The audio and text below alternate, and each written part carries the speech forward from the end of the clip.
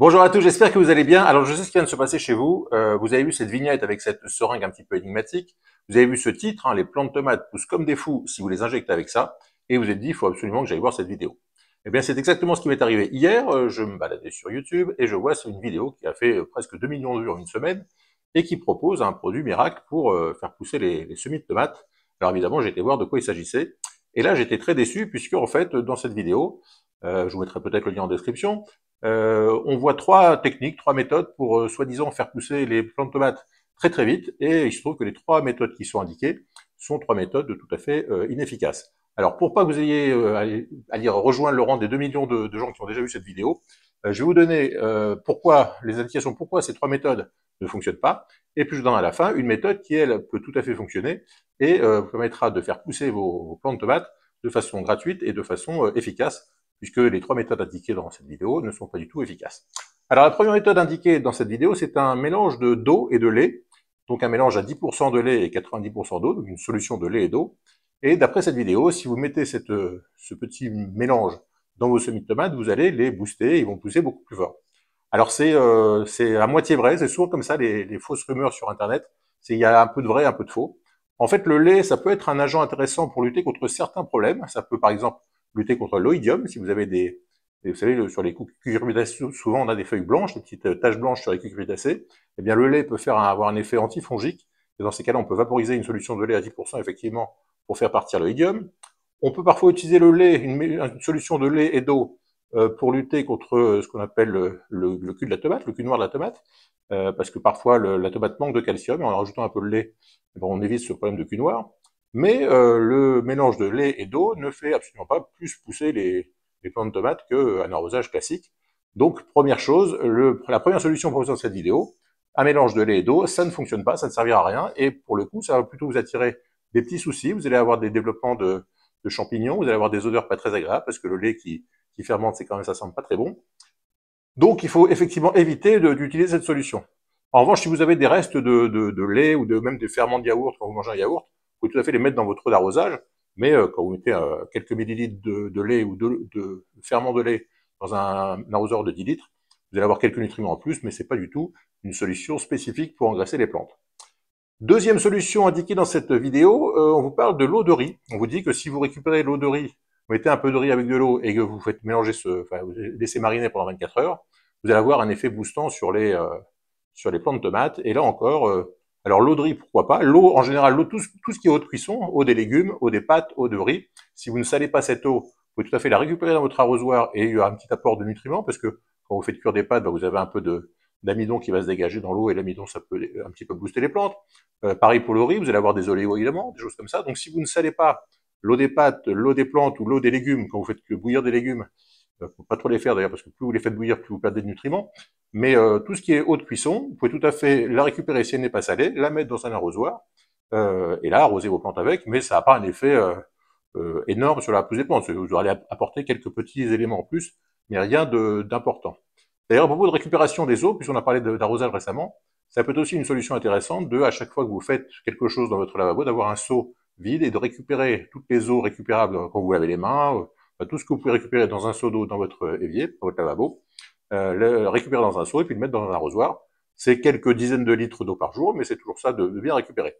Donc pour en revenir à cette vidéo, deuxième solution, l'eau de riz comme booster de plantes, comme booster de semis de tomates, ce n'est à mon avis pas du tout une bonne solution. Et puis, troisième solution proposée dans cette vidéo, une solution de farine d'avoine avec de l'eau. Alors ça, j'ai jamais vu ça, je ne sais pas d'où ils ont sorti cette méthode, mais mettre de l'eau et de la farine, enfin un mélange d'eau et de farine comme solution, comme engrais pour les semis de tomates, je ne sais pas d'où ça sort, ça n'a aucun intérêt.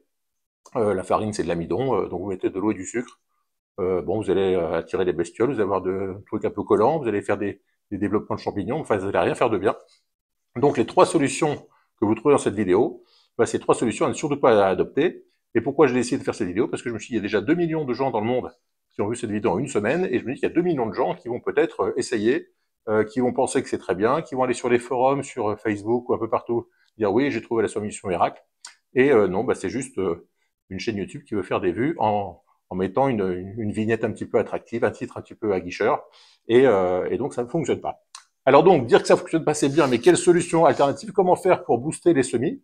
Alors d'abord, il faut savoir que dans un premier temps, on va dire le premier mois, jusqu'à l'apparition des 2 premières vraies feuilles, vous savez qu'un semis, quand une graine pousse, on a d'abord ce qu'on appelle les cotylédons, qui sont les 2 premières feuilles de la plante, qui sont pas vraiment des feuilles, qui sont les réserves en fait de nutritifs qui étaient déjà dans la graine. Donc ça, c'est encore, on va dire, c'est la fin de la graine. Et à partir du moment où les 2 premières vraies feuilles apparaissent, là, la plante commence à avoir besoin de se nourrir dans son environnement, dans la terre dans laquelle elle est plantée. Et c'est à partir du moment où vous avez les 2 premières vraies feuilles vraiment bien développées que vous commencez à donner un petit peu à manger à vos plantes. C'est inutile d'engraisser les plantes avant ce stade-là, et même c'est un peu dangereux parce que dans un premier temps, la plante a tout ce qu'il lui faut pour se développer, et si vous apportez des nutriments, des engrais en plus, vous allez plus risquer des problèmes de champignons, d'une plante trop nourrie qui va s'abîmer. Et donc c'est déconseillé de nourrir une plante avant les premières vraies feuilles, mais quand vous avez les premières vraies feuilles, une solution gratuite qui fonctionne très bien et qui pour le coup est un vrai engrais, c'est une solution d'urine, puisque l'urine c'est principalement de l'urée. L'urée c'est de l'azote, et c'est une azote directement assimilable par la plante. Donc si vous cherchez une façon de booster un peu vos plantes après la première apparition des premières vraies feuilles, vous pouvez tout à fait diluer votre urine à 10 ou 5%, alors ça dépend un petit peu déjà si vous récoltez votre urine le matin, elle est plus concentrée que le soir, donc on va dire si vous prenez l'urine du matin, diluer à 5%, si c'est l'urine du soir, ça peut être 10%.